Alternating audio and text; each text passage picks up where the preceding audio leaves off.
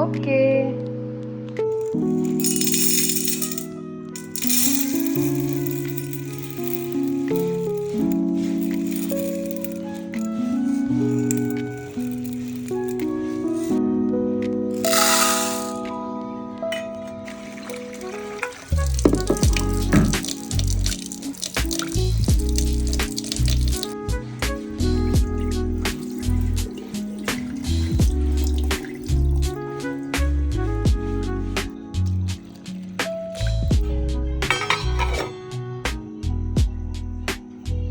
Hello friends, કેમ છો બધા?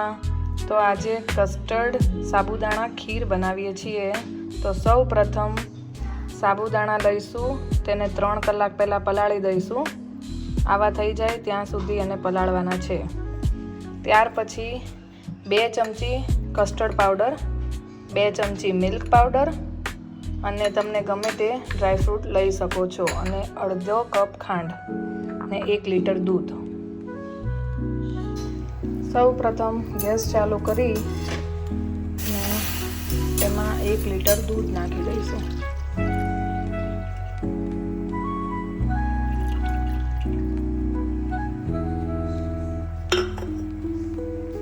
ત્યારબાદ તેમાં સાબુદાણા નાખી દઈશું.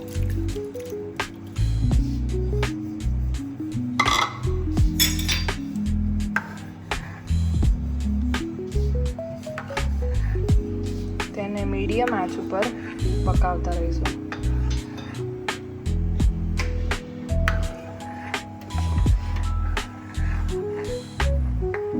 દૂધમાં હુંફાળો આવી ગયો છે, તો હવે તેમાં ખાંડ એડ કરીશું.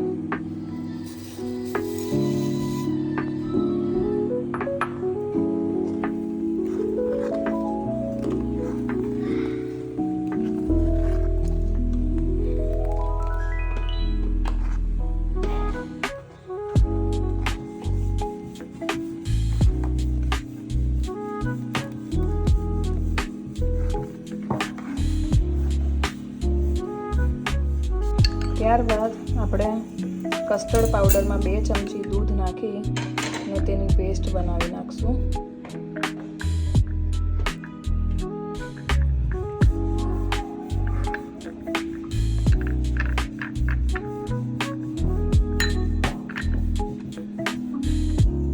અને ત્યારબાદ મિલ્ક પાવડરમાં પણ દૂધ નાખીને તેની પેસ્ટ બનાવી લઈશું.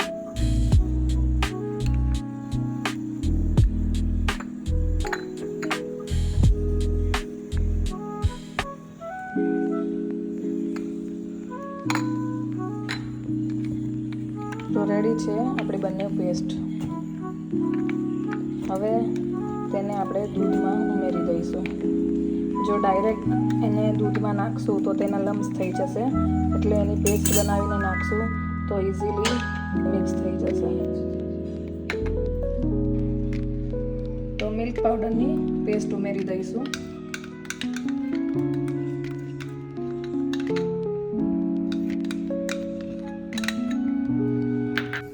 ત્યારબાદ તેમાં વેનીલા કસ્ટર્ડ પાવડર નાખી દઈશું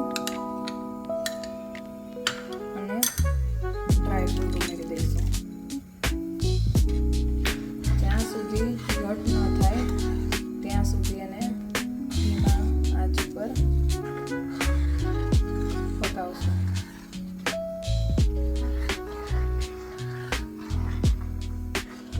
આ રેસીપી ગાઈસ તમે જરૂર ને જરૂર ટ્રાય કરજો. તમારા બાળકોને ખૂબ જ પસંદ આવશે અને તમને પણ ખૂબ જ ટેસ્ટી લાગશે.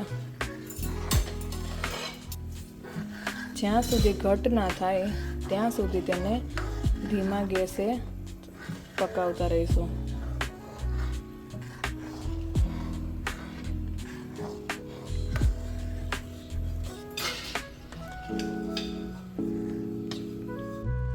તો ફ્રેન્ડ્સ, તમે જોઈ શકો છો કે આ ઘટ થવા લાગી છે, એટલે રેડી છે આપણી ખીર. તો એને આપણે એક બાઉલમાં સર્વ કરી લઈશું. તો ગાઈઝ, ગરમા ગરમ ખીર રેડી છે. તમારા મનગમતા ડ્રાય ફ્રૂટ્સથી તમે એને સર્વ કરી શકો છો અને એન્જોય. આપણે ડ્રાય ફ્રૂટથી એને સર્વ કરી લઈશું. સો રેડી છે આપણી ગરમા ગરમ કસ્ટર્ડ ખીર.